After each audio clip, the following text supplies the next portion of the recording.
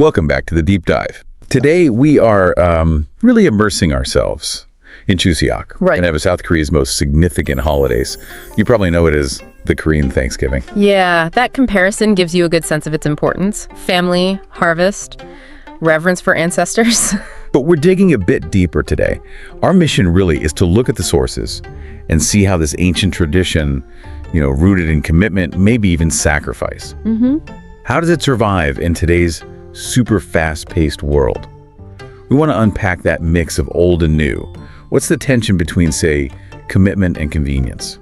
The tension is exactly the right focus. Right. Because, while the practicalities, the logistics have changed hugely, Right. the actual point of the holiday, that stayed remarkably consistent. It's about, three core things: reuniting with family, celebrating the harvest, and honoring ancestors. Jajasa. Okay. So any changes, whether it's high-speed rail or ordering food online, kind of have to fit within that framework. Got it. So let's start with the foundation then, the old times, if you will.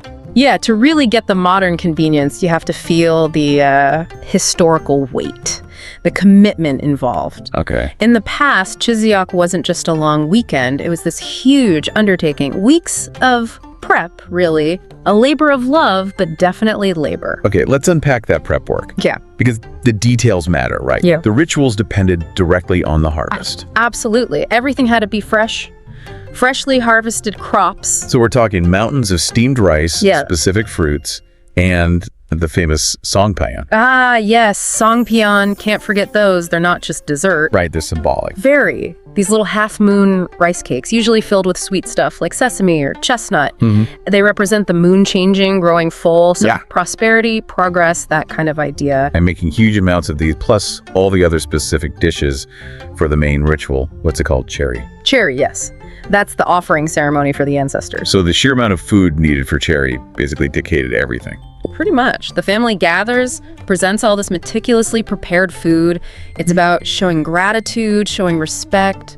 So if you, listening, can picture the effort involved, the sheer work just to make the songpyeon, and then the formality of the cherries offering. Then you understand that the holiday was built on performing serious labor. It was an act of devotion, really. The value was in the effort itself. Exactly, measured by time, by energy spent.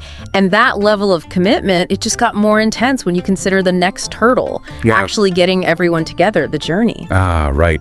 So after all that prep, you still had to travel.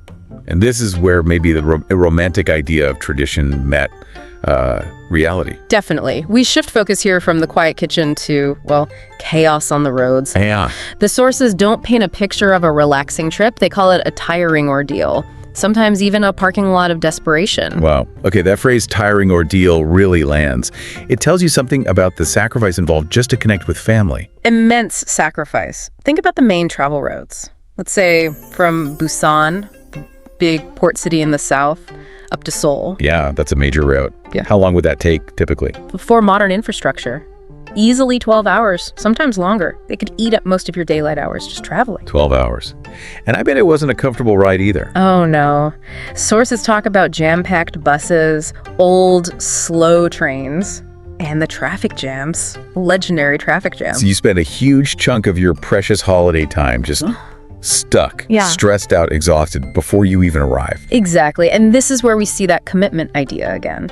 When the journey itself is such a huge sacrifice, time, comfort, energy. Yeah. The reunion itself feels deeply earned, almost painfully earned, you could say. The difficulty sort of validated the whole thing. It showed you were truly committed. So the struggle to get there actually added meaning. The harder the journey, the more valuable the arrival. In a way, yes. It was obligation, not convenience, driving people. Obligation to family, to ancestors, to the harvest cycle. The ordeal was part of the tradition. That's a really heavy expectation for a holiday. Wow. It was. Which brings us to the modern era. Okay, let's pivot then, because this is where it gets really interesting, right? Modern Korea slams into this deep-rooted tradition. Exactly. If the holiday's value was historically tied to that physical sacrifice, Yeah. What happens when you basically remove that sacrifice? the answer, primarily, is the transportation revolution. The KTX. The KTX high-speed train is the game changer everyone mentions. That plus modern highways, it just rewrote the rules. So that awful Busan to Seoul journey, the 12-hour ordeal. Now, it's maybe 2.5 hours on the KTX. Seriously, from 12 hours to 2, that's Yeah, massive reduction, like 80% less time spent just suffering on the road. It didn't just save time, it saved the effort that used to define the pilgrimage. Okay, so the logistics are way easier, but does that change the challenge? Well, the challenge shifts, doesn't it? Instead of enduring the physical grind, families now have all this extra time, hours freed up. And this is where tradition meets convenience. Or maybe clashes with it. I'd say merges with it. Families still gather, the rituals often still happen, churi is still important. But how they do it has changed. Dramatically. That freed up time means maybe less pressure to spend days cooking everything from scratch. So what do they do instead? You see families using catering services, ordering special Chuseok food packages online, or even having the main family meal at a restaurant. A restaurant. For the Chuseok meal. Yeah, it happens. Instead of everyone crammed into the ancestral home kitchen for days. Okay, but hold on. Doesn't that change the meaning? If churi involves offering food prepared by the family, like the fruits of their labor, and now it's catered. That's a really good question. It's about evolution, I think. How so? While the location might change or who exactly cooked the food, the sources suggest the core intention is still there. Meaning? The family is still physically together. The focus is still gratitude and remembrance. Maybe they do a simpler version of shuri, or they focus more on visiting the family gravesite, Songmyo. Siamyo. Right. It's pragmatic. The holiday seems to have shifted from being defined strictly by the method of preparation To being defined by the fact of getting together. Exactly. The reunion itself becomes the key thing.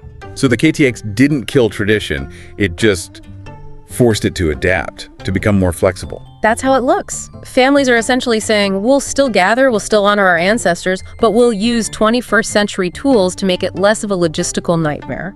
Which frees up time for actual connection, maybe, instead of just traffic jams and endless cooking. Precisely. More time being together, less time recovering from the effort of getting together. Okay, so pulling this all together, modern Chuseok sounds like a fascinating example of a culture adapting successfully. It really is. It managed to carry forward these core values, family, ancestors, gratitude, by being, well, pretty ruthless about getting rid of unnecessary physical hardship. The whole story is that journey from tiring ordeal to high-speed dash home. That sums it up nicely. The heart remains the same family, harvest, thanks, but the experience. Totally transformed. People can actually enjoy the time now. It's interesting, though, you mentioned the KTX. Is the challenge now maybe just getting those tickets?